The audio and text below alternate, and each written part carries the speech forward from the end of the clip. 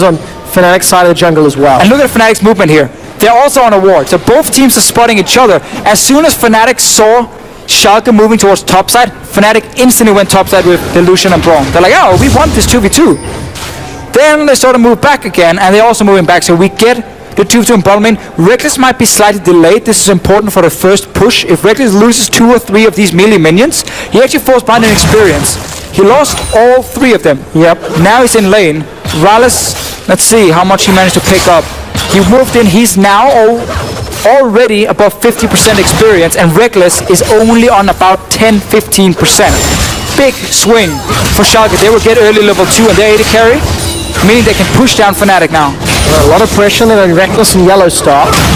See if they can bounce their way back. Spratle and Rals pushing forward. There's that level 2 as Rals continues to step forward. Infernal Drake will be the first dragon of the game, so that could also add additional complexity to any mistakes being additionally punished. And sadly for Schalke, because they had to push the wave to get to level 2, they got Fnatic all the way on the tower. Now is where you can try and zone off Reckless, but he's gonna get level 2 on this minion here, and then it doesn't matter anyway. Well, one more minion then. Yeah, close enough. The wave quick math in the head went horribly wrong there. I'm like, oh, this many minions. Alright, so Fnatic under a little bit of pressure in that bottom lane. Well, it's even out now. So we get our standard lanes. Fnatic know that now they have a good chance to either camp the bottom lane with the Rek'Sai and have the Ignite on Braum, set up some kills, or protect Kickers on top side and try and punish the Jack if he ever goes aggressive. Alright, so that's the top lane. Currently Kickers is shoving this one in. Steve at level 3. Got to deal with farming, so not able to really contest Kickers. It's fine though, so Jax here, you just take the farm. I feel like if you looked in that middle lane as well, Febiven was shoving Fox in, so for the time being, I think the pro players might use the term lane priority.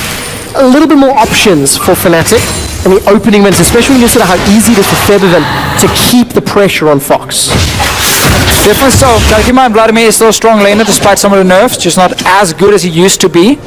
Will still be an even matchup, and Schalke have normally put a lot of focus on trying to snowball the mid lane. Like Gilius often talked about, if he gets an early gank in mid lane, Schalke becomes almost unstoppable. Not been the case the last few weeks. I mean, correct me if I'm wrong, but weren't you also flying down and they're weren't you also talking about this yesterday on post-game lobby about how Schalke as a team rely kind of get Fox ahead, let Fox win for us. Right, and it's a little bit too simple, right? It works in the start when every team has really weak macro, but then when teams get better and better during the split, that kind of strategy is no longer as strong, and that's where Schalke as a team got to evolve. And I think taking down Fnatic would be a big step. I just think Fnatic, after what they showed yesterday, are going to be the favorites. And Spirit, he didn't see anything. I don't think he was looking at his screen. Blind as a rat. Fancies a chance. Red buff is available. Here comes Sparkle. Flash is already used by Spirit to get away. Now Sparkle's a little bit out of position. Spirit, I think, not looking at his screen is the only reasoning I can think for that one. Well, Sparkle trying to see if he could either interrupt the tunnel, if that was on cooldown, and then if you could actually push Spirit a bit to the left, so when he flashed, you flash into the wall instead. Again, a trade in the mid lane and a gank. This is the gank we talk about from Schalke. We see it so often. Flash Cocoon, not going to connect. Slide and glide from Febiven. You can only do that if you know Azir's dash is on cooldown. Otherwise, he's just going to be like, okay, I'm just going to dash out. So miscommunication between Gillis and Fox? Maybe not talking about the... Or Gillis is being too impatient. Okay. Which I know is a big criticism when it comes to Schalke and Gillis specifically.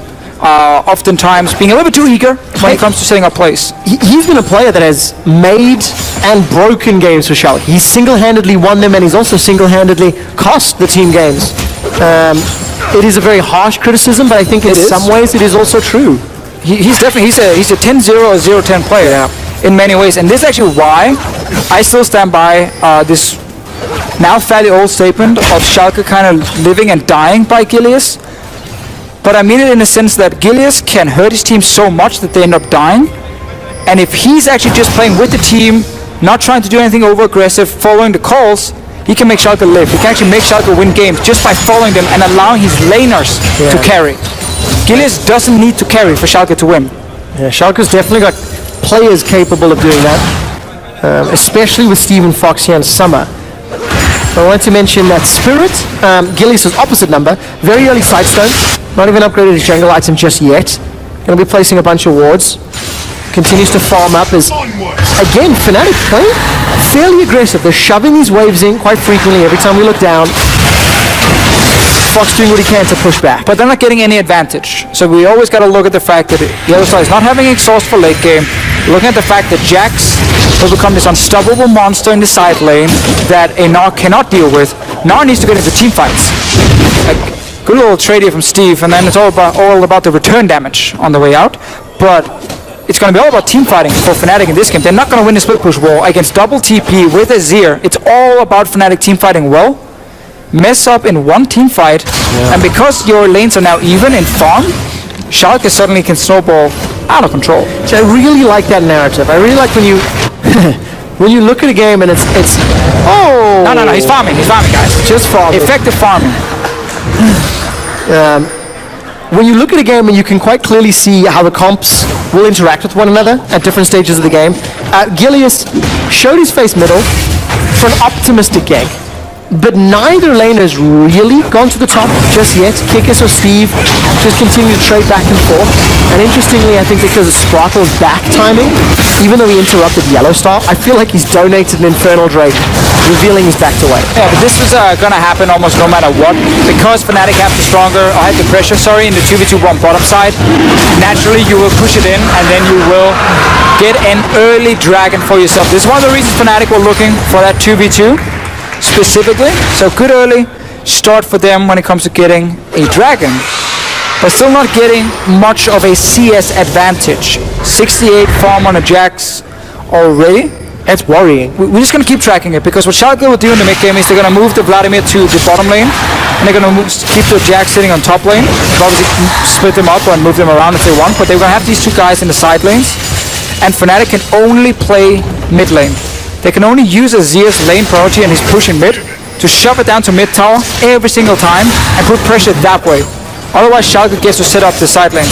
It's still effective for Fnatic if they can do it. Yeah. It's only Rylus to wave clear. And that's where Braum, keep in mind, Braum can stop Sivir wave clear pretty effectively. So if Fnatic are in control mid, push it down, put Braum in front of the minion wave, push it into tower, you can siege that tower fairly effective. It's going to happen later. Yeah, we're 10 minutes into the game, almost. And very, very even. Fnatic, they got themselves a dragon, thanks to the sort of back timing between Sprotle and Rolls down bottom, but Reckless is now taking a lot of damage. Sprotle on this Trundle just pushing on the front line over and over, and Yellowstar's only got so many shields. Absolutely love Trundle against Braum, because whenever Braum goes all in, Trundle runs at your AD carry instead.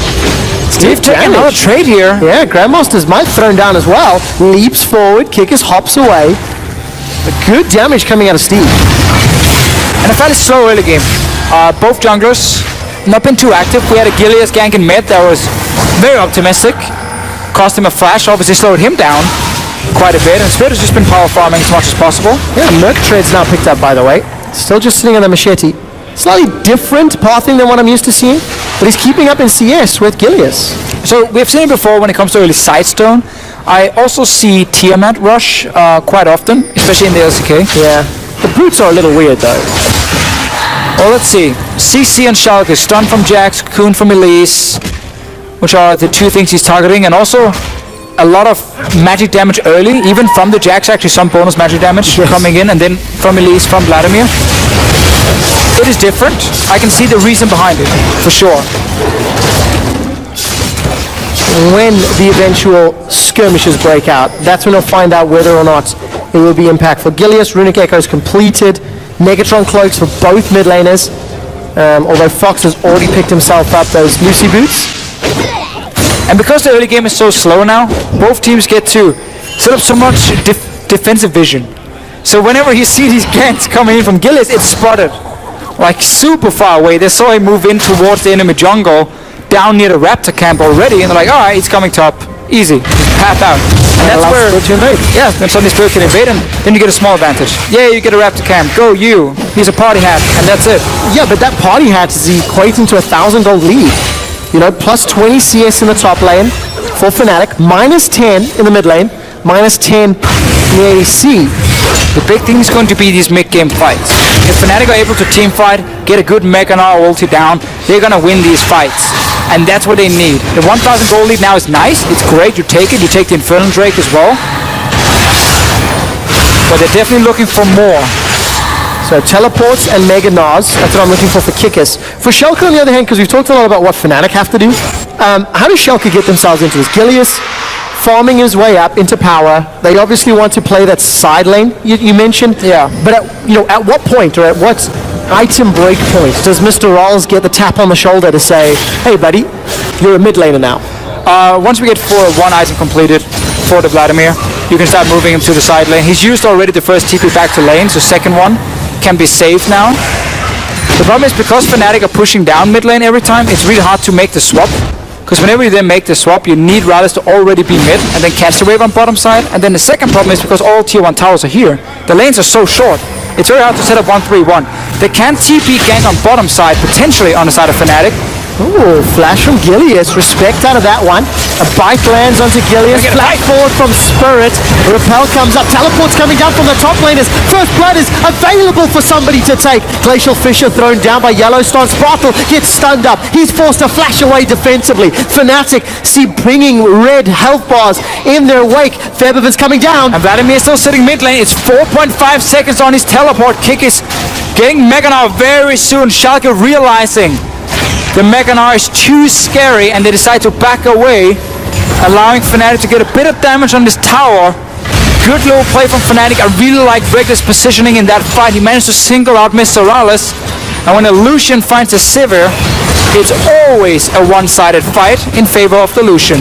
And that allows Fnatic to get positioned in the lane, take the tower. And I think some credit to Schalke, respecting the potential engage even under the tower. They made it out. But advantage Fnatic. Yeah, and we have to question Gilius getting caught there in the river. Was it the right move for him to path into the river and try and contest some sort of vision? Not sure if it was a Rift Scuttler. Or did he move in at a time where Schalke couldn't actually assist him? Because that's always the key thing as a jungler. If your laners are pushed down towards the turrets, you can never move into the river. Like, you're always at risk. You never invade into the enemy jungle. Because then the enemy jungler can just jump you and their laners will collapse. He ended up having to flash out. Fnatic knew they could keep chasing because they want a team fight. Fnatic are the team here who wants to play as 5. So they get a bot lane tower for it. No kills. Yeah, and Fnatic got the opportunity to play as 5. Febiven roamed, kick his TP down. It allows Fnatic to extend that gold lead ever so slightly. Vision battle is now ongoing around the Ocean Drake, which is now spawned. Interesting first choice on a Vladimir Abyssal Scepter against just Azir. Not going side lane then? He should still be going side lane with his teleport. The only other way for Schalke to play side lane is by keeping Sivir and Trundle in the side